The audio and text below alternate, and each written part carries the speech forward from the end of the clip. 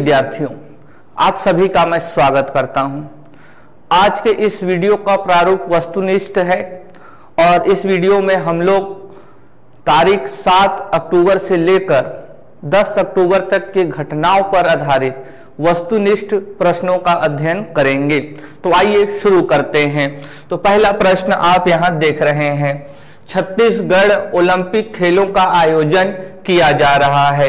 तो हमसे इस प्रश्न में छत्तीसगढ़ ओलंपिक के आयोजन की तिथि पूछी जा रही है और उस तिथि का जो सही उत्तर है वह है 6 अक्टूबर से लेकर 6 जनवरी 2023 तक।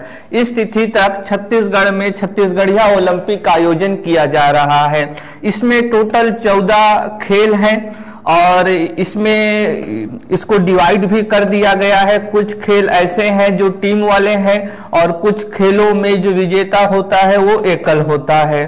तो दलीय वाले में जैसे नाम है पिट्ठुल हो गया, बाटी यानी कि कंचा हो गया। इसी तरीके से एकल वाले में क्या क्या है, तो फुगड़ी है जो सिर्फ महिलाएं खेलती हैं, और अगर इसमें और देखें तो गेड़ी दौड़ है जिसमें पुरुष भाग लेते हैं। तो ऐसे खेलों को डिवाइड किया गया है। टोटल खेल 14 हैं और ये जो खेल होंगे वो पुरुष के लिए अलग होंगे, महिलाओं के लिए अलग होंगे। इसमें 3 समूह होंगे, 0 से 18, 18 से 40 और 40 से ऊपर। सबसे पहले छत्तीसगढ़ी खेलों का आयोजन राजीव गांधी मितान क्लब योजना स्तर पर होगी। इसके बाद यह जोन स्तर पर होगा। जोन स्तर के बाद यह विकास खंड स्तर पर होगा। विकास खंड स्तर के बाद यह जिला स्तर पर होगा और जिला स्तर के बाद यह संभाग स्तर पर होगा और संभाग स्तर के बाद इसका आयोजन भव्य रूप में राज्य स्तर पर किया जाएगा।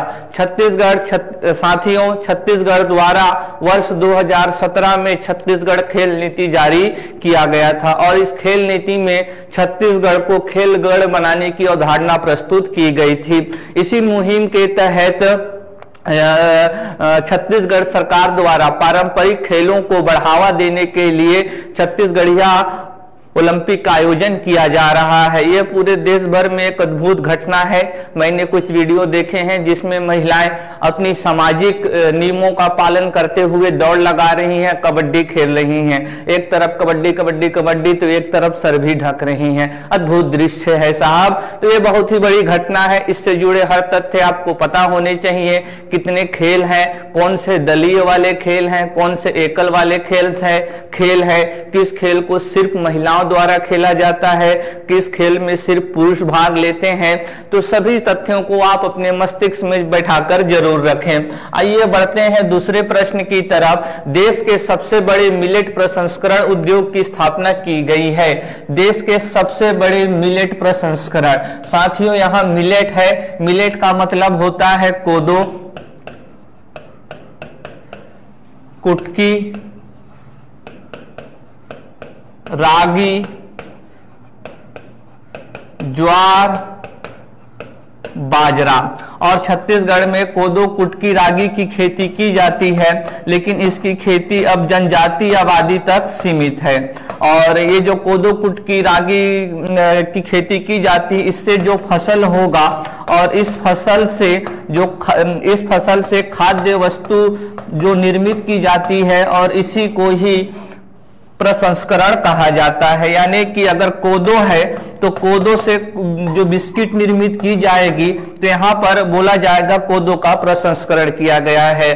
तो अभी कांकेर में, तो इसका सही उत्तर होगा कांकेर के नथिया गांव में देश के सबसे बड़े मिलेट प्रसंस्करण उद्योग की स्थापना की गई है। साथियों, इस उद्योग की स्थापना छत्तीसगढ़ मिलेट मिशन के तहत की गई है। छत्तीसगढ़ मिलेट मिशन के तहत छत्तीसगढ़ सरकार कोदो, कुटकी और रागी की खेती को बढ़ावा दे रही है। इसके लिए छत्तीसगढ़ सरकार कोदो, कुटकी एवं रागी का वन धन विकास केंद्र के माध्यम से न्यूनतम समर्थन मूल्य पर खरीदी करेगी।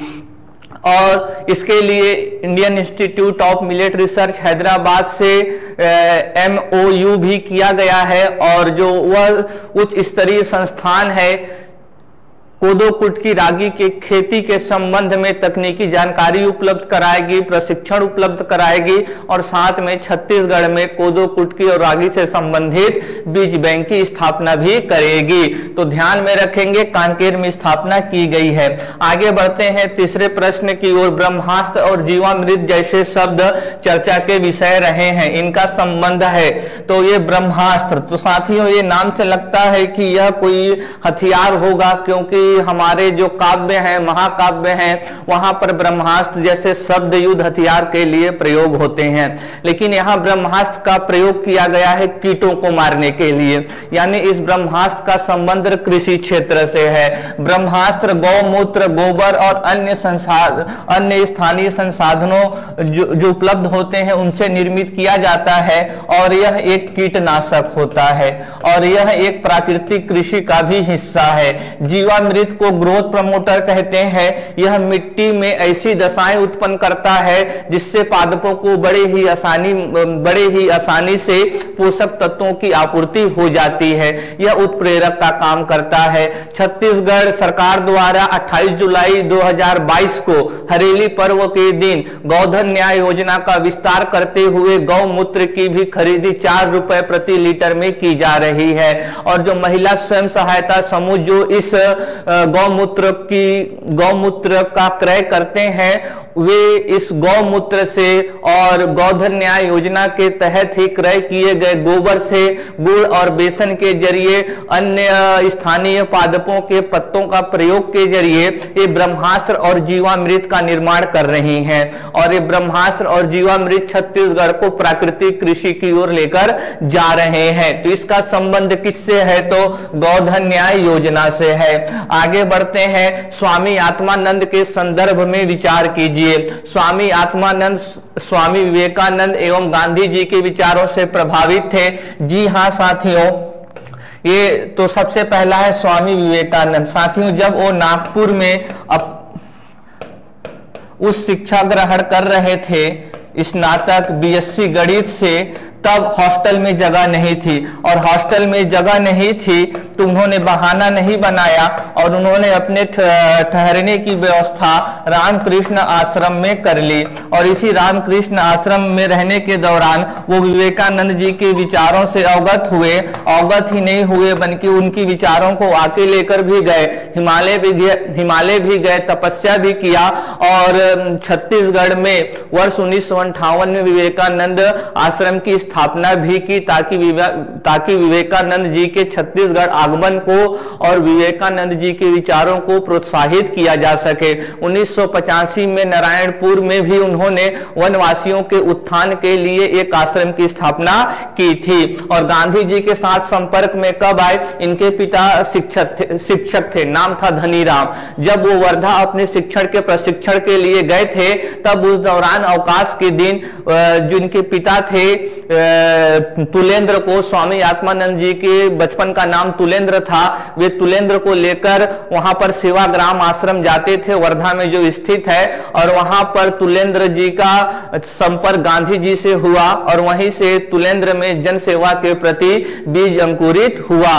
तो इस तरीके से आप ये देख रहे हैं तो पहला वाला कथन सही होगा। वनवासियों के उत्थान के लिए नारायणपुर में शिक्षा केंद्र की स्थापना की, तो ये भी सही है, यानी कि दोनों ही कथन सही होंगे। आगे बढ़ते हैं। राज्योत्सव के अवसर पर दिए जाने वाले लक्ष्मण मस्तूरिया पुरस्कार का संबंध किससे है? तो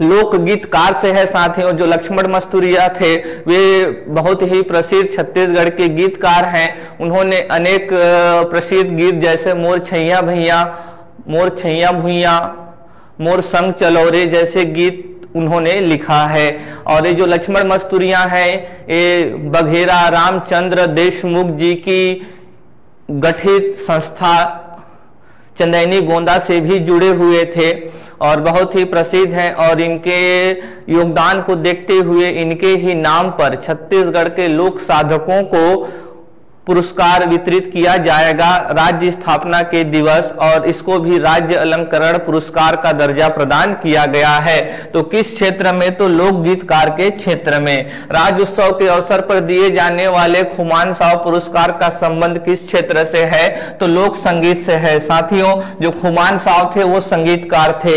ये रवेली नाचा पार्टी में भी जुड़े हुए थे और रामचंद्र देशमुख के चंदैनी गोंदा से भी जुड़े हुए थे।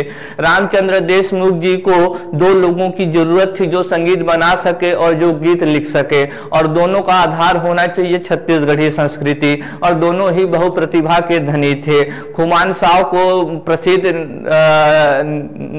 नाटक अकादमी पुरस्कार से भी सम्मानित किया गया है, और ये राष्ट्रीय तौर पर सम्मानित व्यक्ति हैं, और इनके नाम पर ही छत्तीसगढ़ सरकार द्वारा अभी लोक संगीत के क्षेत्र में पुरस्कार की घोषणा की गई है। तो इसका सही उत्तर होगा विकल्प 1। आगे बढ़ते हैं और देखते हैं राज्योत्सव के अवसर पर दिए जाने वाले माता कौशल्या सम्मान का संबंध किससे है? तो श्रेष्ठ रामायण मंडली से है। माता कौशल्या जो भगवान राम की माता थी, माना जाता है कि उनकी भूमि छत्तीसगढ़ ही थी। भगवान श्री राम का ननिहाल छत्तीसगढ़ में ही था, और छत्तीसगढ़ में भी व्यापक तौर पर गांव हो या शहर हो,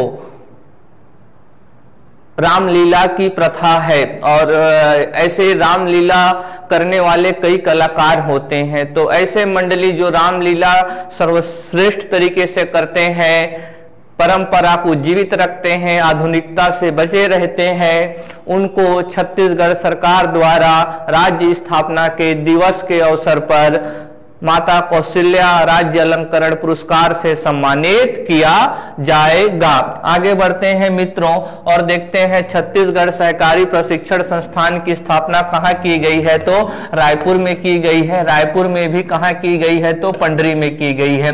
ये जो छत्तीसगढ़ सहकारी प्रशिक्षण संस्थान है, इसके तहत जो छत्तीसगढ़ राज्य सहकारी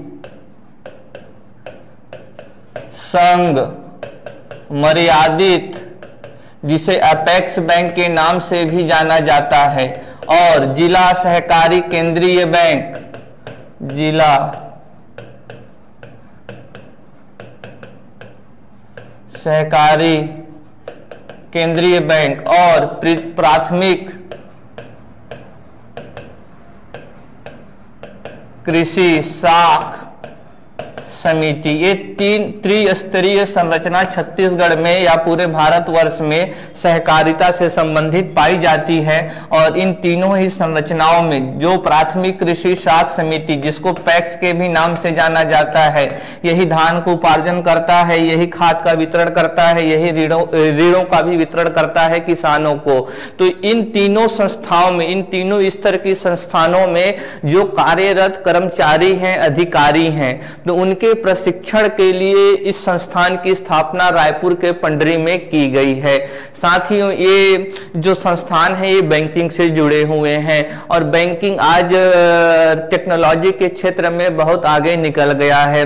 लेकिन ये जो सहकारी संस्थान है अभी भी पिछड़े तकनीकों का इस्तेमाल कर रहे हैं।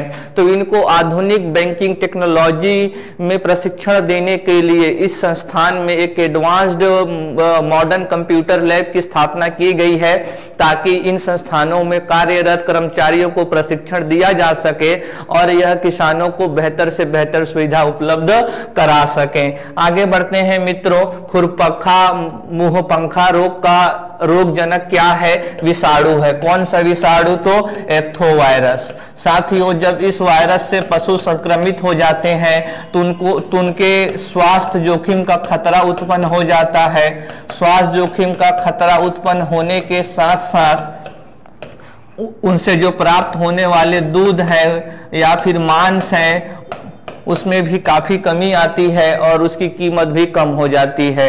छत्तीसगढ़ में यह बीमारी अभी प्रचलित है और छत्तीसगढ़ सरकार ने इसके लिए एडवाइजरी जारी की है। तो आप ध्यान में रखेंगे कि खुरपखा और मुंहपखा रोग का रोग जनक क्या है, तो विषाणु है, जीवाणु नहीं है, परजीवी भी नहीं है, कवक भी नहीं है। आगे बढ़ते हैं। ये तीनों ही सूक्ष्म जीव के उदाहरण है साथियों। इतने सूक्ष्म होते हैं कि आप अपने नग्न आंखों से इन्हें देख नहीं सकते हैं। गुरु दर्शन मेला किस तिथि को आयोजित किया जाता है? आश्विन शुक्ल पक्ष एकादशी को। साथियों, इस दिन जो गुरु घासीदास जी के पुत्र थे बालक दास, उनका राज्य अभिषेक हुआ था। उसी के उपलक्ष्य पर यह गुरु दर्शन मेला आयोजित किया जाता है। तिथि को विशेष रूप से ध्यान रखें। आश्विन को छत्तीसगढ़ी भाषा में कुवार के नाम से जाना जाता है। आगे बढ़ते हैं और देखते हैं सतनाम पंथ से संबंधित भंडारपुरी धाम किस जिले में स्थित है? तो रायपुर में स्थित है साथियों। इसी भंडारपुर गुरु दर्शन मेला में भी मुख्यमंत्री जी शामिल हुए थे और ध्यान रखेंगे इस मेले का आयोजन गुरु घासीदास जी के पुत्र बालक दास जी के राज्य अभिषेक के अवसर पर किया जाता है। आगे बढ़ते हैं। प्रदेश में कितने राज्य स्तरीय सी मार्ट की स्थापना की जाएगी यहाँ पर? टोटल 5 किया जाएगा साथियों। अभी 2 हुए हैं, एक है दुर्ग में और दूसरा है जगदलपुर में।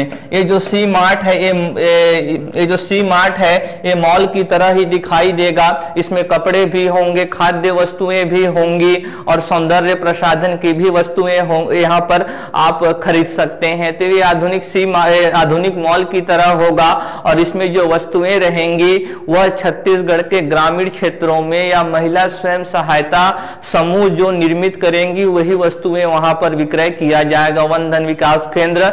कुल मिलाकर वहां ऐसी वस्तुएं होंगी जिनका निर्माण छत्तीसगढ़ के अंदर हुआ है और छत्तीसगढ़ के अंदर भी उसका निर्माण महिला स्वयं सहायता समूह ने किया हो, उसका निर्माण वन धन विकास केंद्र में हुआ हो, उसका निर्माण लघु एवं कुटीर उद्योग में हुआ हो। तो ऐसे उत्पादों को यहाँ प्रदर्शित किया जाएगा और उसका विक्रय किया जाएगा। टोटल 5 प्रस्तावित हैं, दुर्ग और जगदलपुर में खुल चुका है। आगे बढ़ते हैं। वैश्विक आयोडीन अल्पता विकार नियंत्रण दिवस का आयोजन किया जाएगा तो 21 से 27 अक्टूबर तक। साथियों, जो आयोडीन होता है वो मनुष्य के लिए बहुत ही अहम है, विशेष रूप से शिशुओं और गर्भवती महिलाओं के लिए। उनमें आयोडीन की कमी होती है तो महिलाओं और बच्चों और शिशु दोनों को ही काफी मात्रा में हानि पहुंचती है। आयोडीन की कमी से आप जानते हैं घेंघा रोग भी हो जाता है। आयोडीन को लेकर जागरूकता इसीलिए फैलाई जा रही है साथियों क्योंकि जो हमारे गृहिणी होते हैं प्राय ही नमक के डिब्बे को खुला छोड़ देते हैं। नमक के डिब्बे को खुला छोड़ने से नमक में उपस्थित जो आयोडीन की मात्रा धीरे धीरे वायुमंडल में विसरित होती जाती है। परिणाम क्या होता है? नमक तो खा रहे होते हैं लेकिन उसमें आयोडीन होता ही नहीं है। तो इस समस्या के समाधान के लिए गृहिणियों को जागरूकता प्रदान करने के लिए छत्तीसगढ़ सरकार द्वारा 21 से 27 अक्टूबर तक यह आयोडीन जागरूकता सप्ताह का आयोजन किया जा रहा है। इसको आप सभी ध्यान में रखेंगे। प्रदेश में वन्य प्राणी सप्ताह मनाया जाता है तो 2 से 8 अक्टूबर तक। साथियों, हमारे संविधान के अनुच्छेद 51 ये में कहा गया है कि हम सभी इसमें 11 कर्तव्य हैं तो उस 11 कर्तव्य में से एक कर्तव्य ये भी है कि आप वन्य प्राणियों की रक्षा करेंगे। तो इसी संदर्भ में जागरूकता फैलाने के लिए ही यह वन्य प्राणी सप्ताह का आयोजन किया जा रहा है क्योंकि आप इस पृथ्वी पर अकेले जीव नहीं रह सकते। अगर चींटी, बकरी, हिरण, कुत्ता, बिल्ली नहीं होंगे तो आप भी नहीं होंगे। तो अगर हमें अपना अस्तित्व बचाना है तो उनका भी अस्तित्व बचाना होगा। तो इसीलिए इस सप्ताह का आयोजन किया जा रहा है 2 से 8 अक्टूबर तक। आगे बढ़ते हैं। प्रदेश के पहले हमर क्लिनिक का शुभारंभ किया गया है तो कहां किया गया है? गोधानपुर में। और ये गोधानपुर कहां है साथियों? तो अंबिकापुर में है। आप हमर क्लिनिक और हमर लैब में कंफ्यूज मत होइएगा। ये जो हमर क्लिनिक है यह मोहल्ला स्तर पर स्वास्थ्य सुविधाएं उपलब्ध कराने के लिए छत्तीसगढ़ सरकार की अभिनव पहल है। ये जो है मोहल्ला स्तर पर हर मोहल्ले वार्ड में खोला जाएगा ये हमर क्लिनिक। अभी ये पहला खोला गया है अंबिकापुर के गोधानपुर में। इसमें एक डॉक्टर होगा और बाकी पैरामेडिकल स्टाफ होंगे। इसमें 12 प्रकार की ओपीडी होगा, आउट पेशेंट डिपार्टमेंट, और इसमें 6 प्रकार की पैथोलॉजी जांच सुविधा उपलब्ध होगी। तो जो गरीब वर्ग हैं, जो बूढ़े हैं, जो वृद्ध जन हैं, तो उनको मोहल्ला स्तर पर भी अगर 12 प्रकार की ओपीडी और 6 प्रकार की पैथोलॉजी सुविधाएं मिल रही हैं तो इससे जरूर आम जन को लाभ होगा। तो इसको आप ध्यान में रखेंगे। यह हमर लैब से अलग है हमर क्लिनिक। हमर क्लिनिक का उद्देश्य क्या है? तो मोहल्ले स्तर पर स्वास्थ्य सुविधाओं की आपूर्ति करना। 12 प्रकार के ओपीडी, 6 प्रकार के पैथोलॉजी, एक डॉक्टर और बाकी पैरामेडिकल स्टाफ वहां पर होंगे। तो साथियों, इस वस्तुनिष्ठ आधारित वीडियो पर आज की श्रृंखला में इतना ही। धन्यवाद।